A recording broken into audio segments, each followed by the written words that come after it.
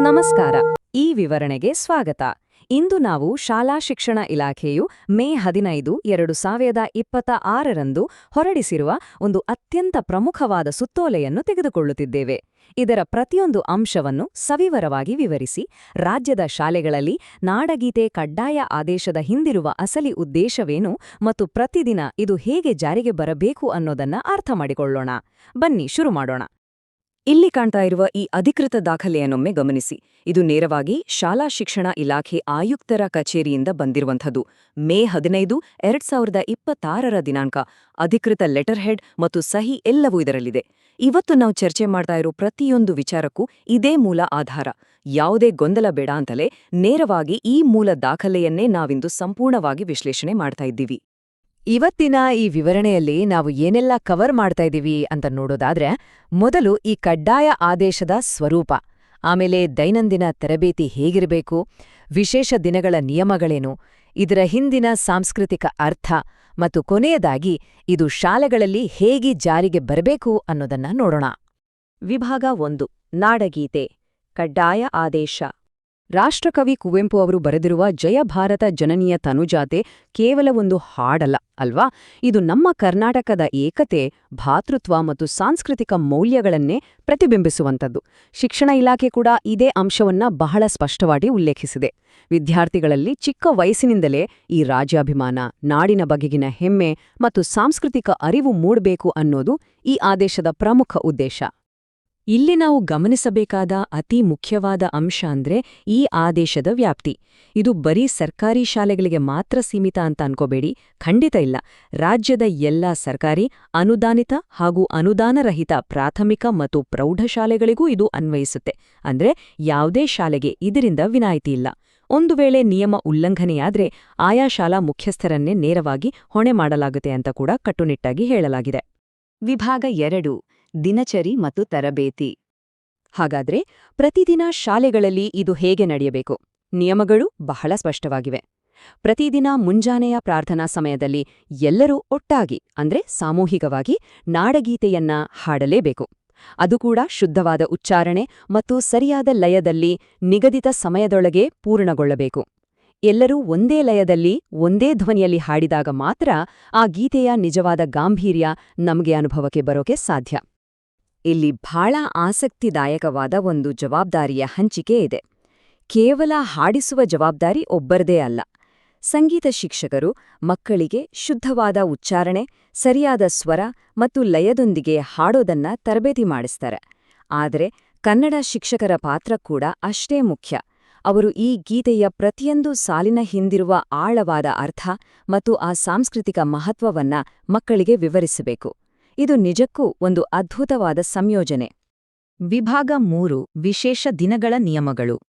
ದೈನಂದಿನ ಪ್ರಾರ್ಥನೆ ಮಾತ್ರವಲ್ಲ, ವರ್ಷದ ಕೆಲವು ವಿಶೇಷ ದಿನಗಳಲ್ಲೂ ನಾಡುಗೀತೆ ಕಡ್ಡಾಯ. ಸ್ವಾತಂತ್ರ್ಯ ದಿನಾಚರಣೆ, ಗಣರಾಜ್ಯೋತ್ಸವ ಮತ್ತು ವಿಶೇಷವಾಗಿ ನಮ್ಮ ನಾಡಹಬ್ಬ ಕರ್ನಾಟಕ ರಾಜ್ಯೋತ್ಸವದಂದು ಇದನ್ನ ಕಡ್ಡಾಯವಾಗಿ ಹಾಡಲೇಬೇಕು. ಇದರ ಜೊತೆಗೆ ಶಾಲಾ ವಾರ್ಷಿಕೋತ್ಸವ ಇರ್ಬೋದು ಅಥವಾ ಬೇರೆ ಯಾವುದೇ ರಾಜ್ಯಮಟ್ಟದ ರಾಷ್ಟ್ರೀಯ ಹಬ್ಬಗಳ ಕಾರ್ಯಕ್ರಮಗಳಿರ್ಬೋದು, ಅಲ್ಲೂ ಕೂಡ ನಾಡುಗೀತೆಯ ಗಾಯನ ಇರ್ಲೇಬೇಕು ಅಂತ ಇಲಾಖೆ ನಿರ್ದೇಶಿಸಿದೆ. ವಿಭಾಗ 4: ಅರ್ಥವನ್ನು ತಿಳಿದುಕೊಳ್ಳುವುದು.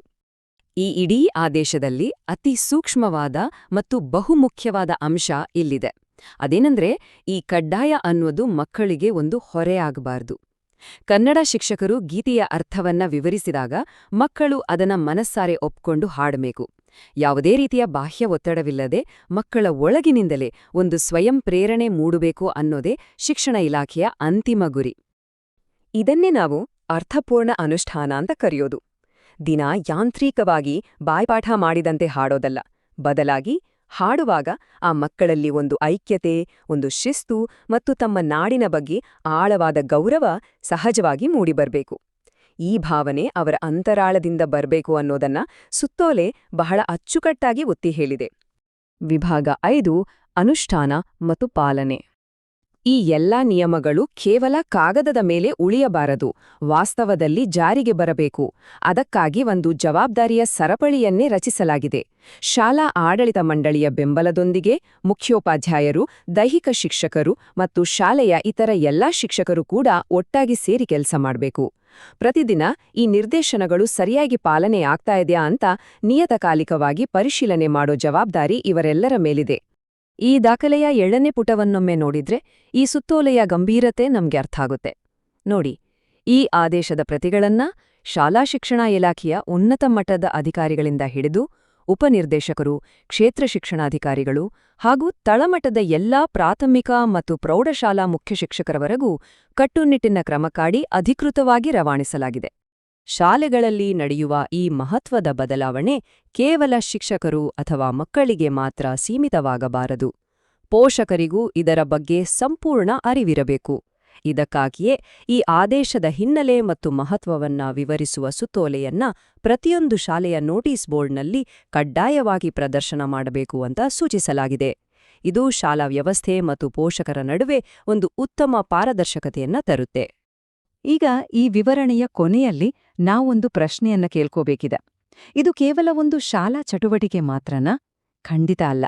ಕೇವಲ ಕಂಠಪಾಠ ಮಾಡೋದನ್ನ ಬಿಟ್ಟು ನಾಡಗೀತೆಯ ಪ್ರತಿಯೊಂದು ಪದದ ಅರ್ಥವನ್ನು ಅರಿತುಕೊಂಡು ಹಾಡುವ ಇಂದಿನ ಮಕ್ಕಳು ನಾಳೆ ತಮ್ಮ ನಾಡು ಮತ್ತು ಸಂಸ್ಕೃತಿಯ ಬಗ್ಗೆ ಇನ್ನೆಷ್ಟು ಬಲವಾದ ಅಸ್ಮಿತೆಯನ್ನು ಬೆಳೆಸ್ಕೊಳ್ಬೋದು. ಈ ಪ್ರಶ್ನೆ ನಮ್ಮ ಮುಂದಿನ ಪೀಳಿಗೆಯ ಸಾಂಸ್ಕೃತಿಕ ಬೇರುಗಳು ಎಷ್ಟು ಭದ್ರವಾಗಿಲಿವೆ ಅನ್ನೋದನ್ನ ಸೂಚಿಸುತ್ತೆ. ಈ ವಿವರಣೆಯಲ್ಲಿ ನಾವು ನಾಡಗೀತೆ ಕಡ್ಡಾಯಗೊಳಿಸಿದ ಆದೇಶದ ಪ್ರತಿಯೊಂದು ಅಂಶವನ್ನು ಸವಿವರವಾಗಿ ವಿಶ್ಲೇಷಿಸಿದ್ದೇವೆ. ಸಂಪೂರ್ಣ ಮಾಹಿತಿಗಾಗಿ ಆದೇಶವನ್ನು ಓದಿ.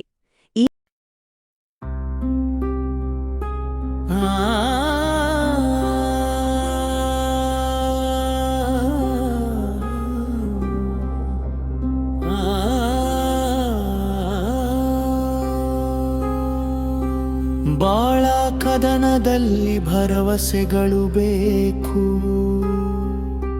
ಬಾಳ ಕದನದ ಮಧ್ಯೆ ನಿಂತಾಗ ಕತ್ತಲೆಯೂ ಸುತ್ತಿ ಮುತ್ತಿದಾಗ